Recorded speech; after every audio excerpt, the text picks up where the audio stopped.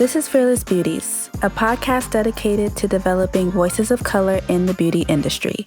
We are talking to estheticians, skin specialists, and business owners to uncover best skin practices, tactical career tips, and ultimately, how we can create a better beauty industry together. I'm your host, Taylor Phillip.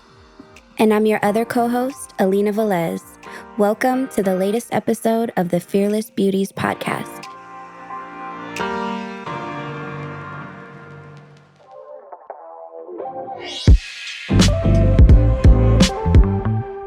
Welcome to the Fearless Beauties podcast. This is season 2, episode 13, and we are talking about disability or embracing disability in the beauty industry.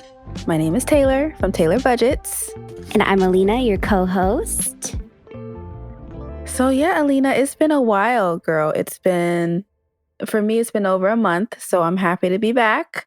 So happy to have you back. Yes. So let's just go ahead and get on into it. I'm so excited for this topic, embracing disability in the beauty industry. I am too.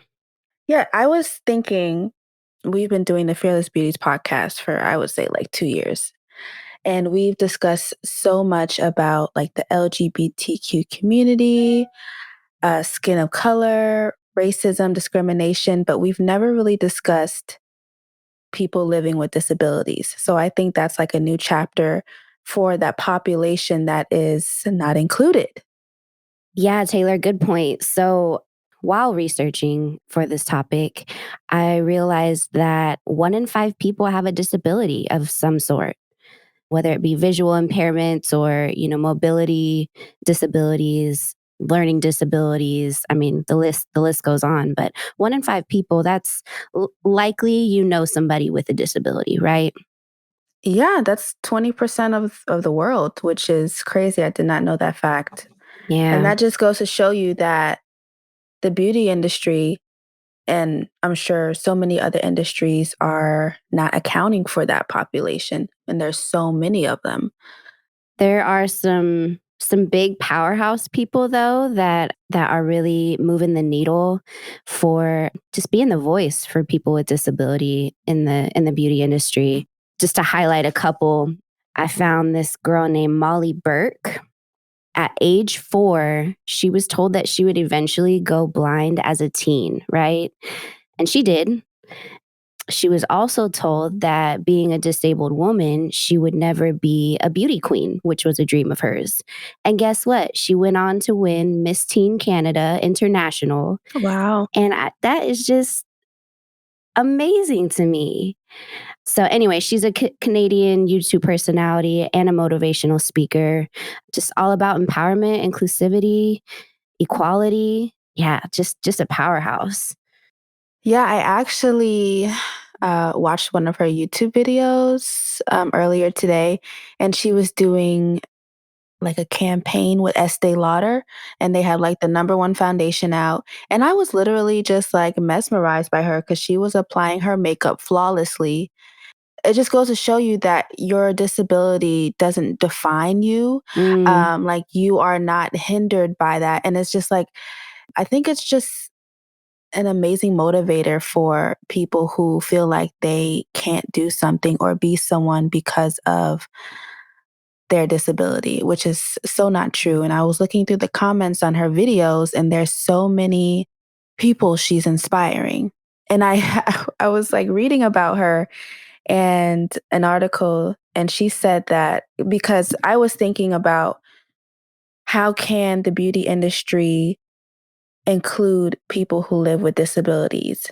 And in the article, she said that only 10% of the blind know how to read Braille. Yes. And I freaked out for a hot second. I was like, what? Yeah. Because I'm over here like, okay, how does the beauty industry include this population? Like put Braille on the packaging. And then she goes to say, oh, only 10% of the blind know how to read Braille. So you need to go a step above that. I was like, whoa, that's crazy to me. Yeah. And I was reading a lot of people saying if not braille, then like tactile differentiators would be really Mhm. helpful. And there are some companies who have already incorporated tactile differentiators like herbal essences on their shampoos and conditioners. They recently started doing marking their shampoos and products with tactile things. Oh, that's awesome. But yeah, it sounds like if not braille, something on there on products in general is what's needed Right. for people. Yeah, and I like that you said in general, like it doesn't need to be a separate thing. I feel like all the packaging, like everything should have that because that's truly inclusive. That's what inclusivity is. So I think that was one of the things that I was thinking like something on the packaging Mhm.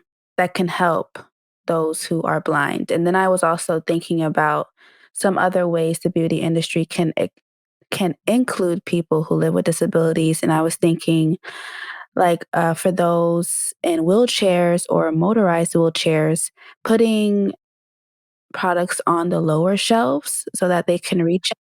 Because a lot of times the more expensive products are on the top shelves and they can't reach those. So true. Just, put them a little bit lower. It doesn't hurt. I feel like people are still gonna buy the more expensive products if they're not on the top shelf. Mhm. I mean, if people are confused, you can just put like, "Hey," like at Ulta or Sephora or something, like, put a sign here that says #inclusivity. We're putting things on lower shelves because of this, this, and this. And I think that can eliminate some like, "Oh, why is this on the bottom shelf?" Because some people are like that, and it is Right. people are just like that. Like, I like the expensive products on the top shelf because, Mhm. you know, people are people. But then I was also thinking mechanisms to make applying makeup easier for those who have muscular dystrophy. So Mm. there's a lot of people living with disabilities who strive to live normal lives and they want to do that as much as possible on their own. So it's just a way for them to be independent and not be hindered by their disability, where in a world they're seen as less than or not as strong, or in other words, dependent. So, Or not seen at all. period. Yes, Yeah. And if we don't see these faces, people of color and people with disabilities and so on and so forth, then it just feels like they don't exist. And I think, Taylor, you had a good point of even just putting up a simple sign, and I think that simple sign of like, hey, this is where this is or whatever, it gets people thinking like, oh, it makes people think about disabled people. And it's like, yeah, they shouldn't be an afterthought, first and foremost. But I think once we start implementing things and signage and verbiage and things like that in the public, it's going to get people thinking more. definitely. Also, talking about muscular dystrophy, there was a girl that I ran across named Jessica Reese. I ran across a YouTube video of her, and she was kind of sharing her story. And she's a makeup artist, and she does a full face beat, girl, with Mm. the brush in her mouth, and it's beautiful. Mhm. I mean, she was rejected by cosmetology schools, and now she's a lead makeup artist. She's from Philadelphia, so she's a lead makeup artist in this small business fashion week thing. And I was like, you go, girl. You Yes. go. I I'm love here it. for it. And that's crazy because I'm sure the people and brands that rejected her are like, "Dang." Hmm. And that just goes to tell like I said before, your disability doesn't define you. And if you choose to let it define you in a way that empowers others. Yes. You know what I mean? Like, yes, I can do a full face beat and not even like need my hands, basically. I was Right. watching I was watching a TikTok and this man was doing he has no arms, no legs. He was doing his full face of makeup with his mouth. I was like, OMG, I can't even do that. Like I have all my fingers. I can't even and that also shows you like if you want to do something and if you really, really want to do it and make a name for yourself, you will find a way. Absolutely. And I Absolutely. mean, that's just so empowering to even able-bodied people. It's just empowering all around. I came across Jillian Mercado. Mhm. She has muscular dystrophy, and yeah, she is like she's it. She's lit. Like, I was Yes. looking on her Instagram and, Mhm. like, she's working out and she's doing all these things, and it just seems like nothing. Nothing can stop her. Absolutely. No, and it's amazing. I mean, she has all these brand deals, like, she is giving life, and I just She was a model for Beyonce. For okay. Beyonce's yeah. I That's mean all you need to write on your resume. so For true. real, like, Yeah. it's so empowering, Mhm. and I just love to see it, and I don't think that, honestly, for me, I don't think that if I didn't do the research for this podcast, I would've never known. Me too. So I think, it's just another way for us to get it out there. Like, Mhm. there are people living with disabilities who can change the beauty industry and will change the beauty industry, and they're not limited by their disability at all. So Mhm. I've said this before, I think in another podcast, but I just really encourage people to follow people like this on their Instagram. I mean, I used to follow a ton of celebrities and, musicians or whatever else, and that's cool and everything, but sometimes I feel like many people, I'm sure, you start comparing yourself to their life, or you feel like you should be somewhere else doing something else, and it's like when you follow people that are powerhouses like this and are truly making a difference, that changes your feed on your Instagram. And all of a sudden, there's like a switch of like, no, I really am inspired by these people. I don't find myself comparing or none of that kind of toxic stuff. It's more of like, wow, like I want to be a part of this too. It's like, how can I help? And so, mhm. It only takes one person to really disrupt this whole exclusivity of everything. mhm, Like, it takes one person to just put themselves out there, and it only takes, like, one brand to recognize them, and then it just goes just haywire, like, it just goes viral, and then more people with these disabilities start coming out. I'm like, "Oh, I wanna do this too, I wanna do this too," and that is what is going to make the beauty industry more inclusive. I feel like thinking about models and representation is awesome, and people who are like, the voices and at the forefront of it. But what about the people that are like the jobs behind it, kind of the True. workers behind it, like the producers and the photographers and the stylists? Like Yeah. they can be disabled too. You know what I mean? So I think just keeping a real open mind about just the discussion of inclusivity and disability in the beauty industry, because it's not just about the models and that we see on the runway and on YouTube and all that, but the people who are also supporting. Yeah, those supporting roles. So, like, brands hiring people living with disabilities to be makeup artists, consultants, marketing managers, social media managers, like, even working at the call centers, I think it's a great way to be inclusive as well. So, like, at the corporate offices, they can make sure they have ramps available or desks that can be moved up and down if needed. Things are easy to reach on shelves, etc. That's inclusive. Like you mentioned, they don't have to all be models. Hmm. They can be in those supporting roles because not everyone wants to be a model, you know? So or a hairstylist, you can do it all. I was also thinking about how I mentioned that it only takes one brand or one influencer to disrupt this exclusivity, and then social media does its thing. So social media kind of makes it viral. And no brand wants to be left behind. So it's kind of like a FOMO thing because if they don't make the efforts to be more inclusive like this brand did, they're leaving out such a large population, and that's not good for their brand. It kind of feels like I had read this article comparing it to like the shade range thing Mhm. when however many years ago, there was, all the lines only had up to a certain shade of foundation, say. And then, I don't remember who was kind of the pioneer to extend the shade range, but Fenty Beauty. shout out Fenty. Yes. And then, there was companies who followed, and then there was companies who were late, and it felt like those companies who were late were only doing it because, well, now we have to.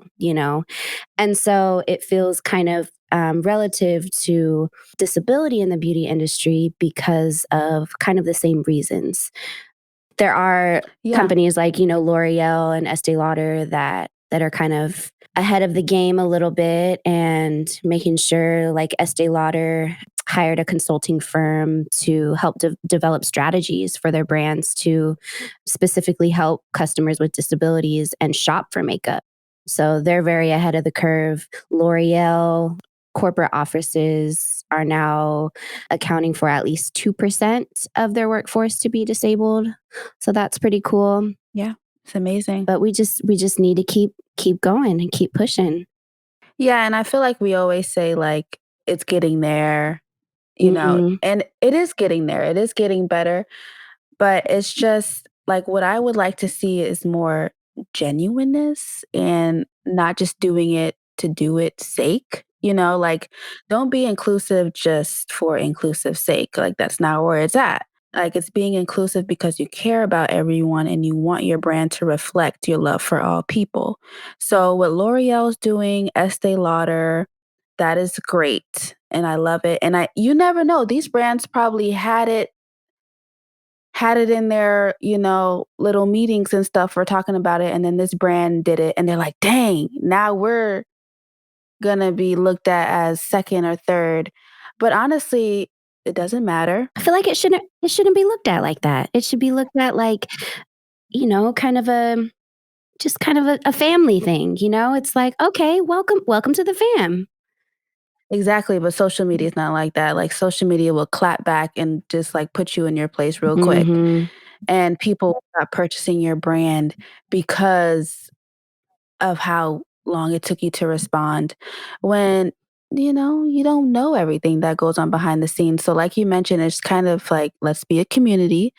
Let's all do what it takes to be inclusive. And that's it, period. Right. No matter how long it takes. So, like, when I say don't be inclusive for inclusive sake, but actually care about wanting to be inclusive, like, make sure your brand reflects that in their social media, on their websites, like, be transparent as to what you're doing. Are you setting up meetings with people living with disabilities? Are you interviewing them to see what they want and need out of your brand and things like that? Are you using correct verbiage, or are you using demeaning, descriptives or words, that are more demeaning than anything? Yeah. Yeah. So it's just like, just being genuine and actually wanting to do it because you don't have to. So actually, take your time and like hire people living with disabilities to like vouch for you, I guess, like be brand ambassadors and say, this is why I like working with this brand because they are actually wanting to change things. Like, I mean, it helps. Like, social media is huge. Like, Yeah. it is absolutely crazy. And like you said, like things spread like wildfire, good and bad. Oh, yeah. So just, being just genuine and wanting to change. I feel like we say that in mostly every episode, but it is It's the true. common denominator. Yeah. Yeah. Don't just put it out there just to put it out there, but actually be about it. You know what I'm saying? So Yeah, that's where I'm at with that. I agree. Yeah, there was a couple good quotes from this gal named Bree. I think her last name is pronounced Scalise, Bree Scalise. I followed her on IG. She posts some really awesome content.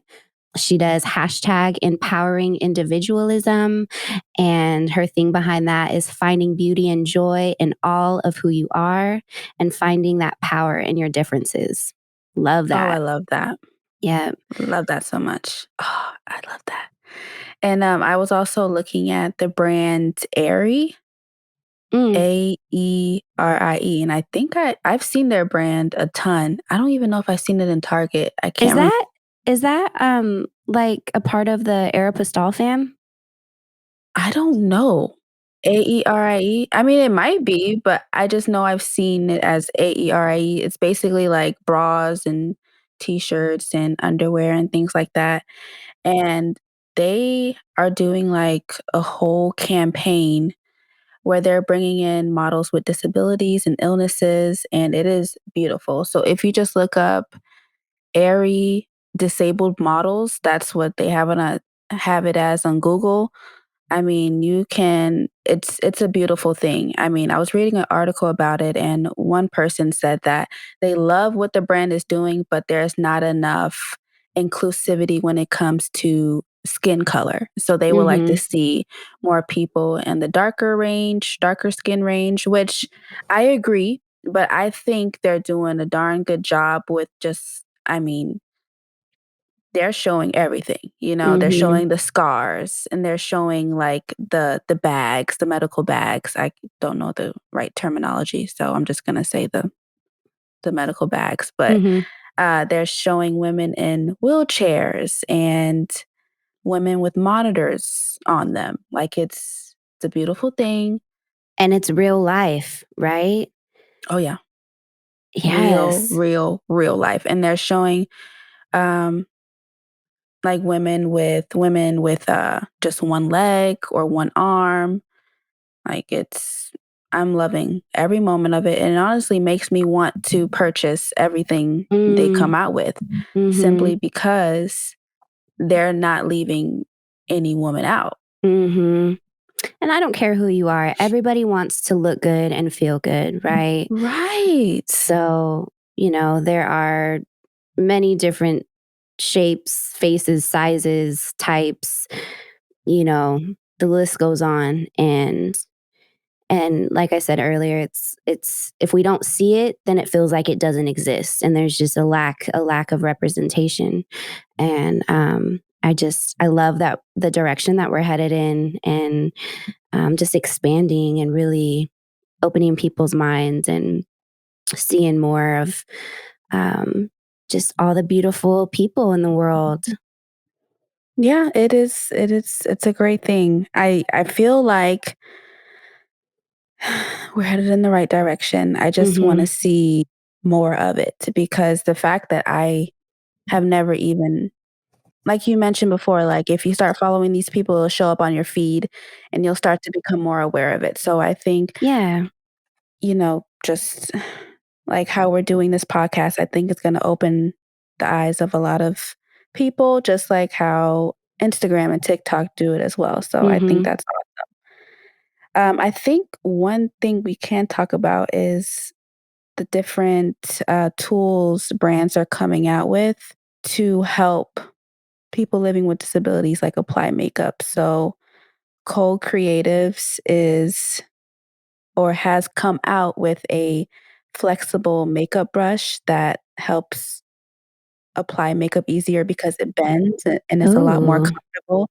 So something like that. So you can look up Cole Creatives, which is like the store Kohl's, Kohl, and then Creatives with a K. So they're Oh. doing beautiful things. And then also Guide Beauty, which is Guide. They have created eyeliner, mascara, and a brow gel that's designed to provide comfortability and precision when applying makeup. Right on. So yeah, there's some brands doing it. I didn't I didn't research any tools, but I did find that Too Faced is a favorite because they've incorporated universal design without actually trying to. So they have smells that coordinate with the color for makeup. And so that's really helpful for people when applying like shadows, for instance, or lip glosses or lip products in general. So that's pretty cool. Also, that can help with the blind. Mhm. Like Yeah. If they they have like can.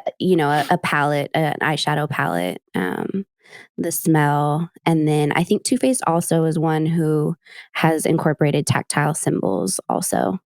Oh, that's amazing. Yeah. See, I didn't know any of this. This is crazy. Yeah, and I do find myself when I get these topics that I'm like, "Oh my gosh, I didn't even think of this." I do feel guilty. I do feel Mhm. guilty because I'm in the industry and I sincerely want to be the most inclusive I can in my practice, in my professional life, in my everyday life, like truly.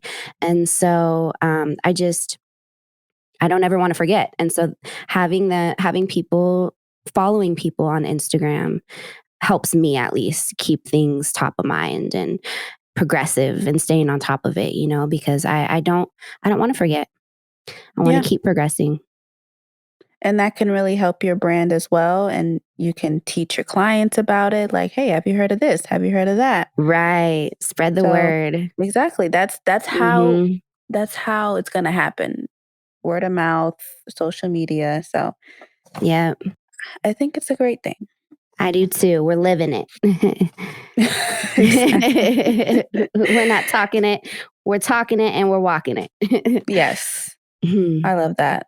Yeah. So, I think we pretty much covered everything. Do you have anything else you would like to discuss? No, no, I feel good about it. That was a good one. I guess a little bit of homework, you can look up, what is it, Molly Burke. Yeah, I loved Molly Burke, Bree Scalise, BRI for Bree, Jillian Mercado. She's Yes. awesome. I definitely followed her. And I, You I can look know up the there's, Aerie brand. I know there's a ton other people out there that are just really spreading the word and getting their story out there. So shout out everybody. Exactly. And I'm sure if you follow them on Instagram, they'll, like, give you recommendations on similar influencers in the industry and things. So, yeah, just Definitely. yeah, so that is your homework, people.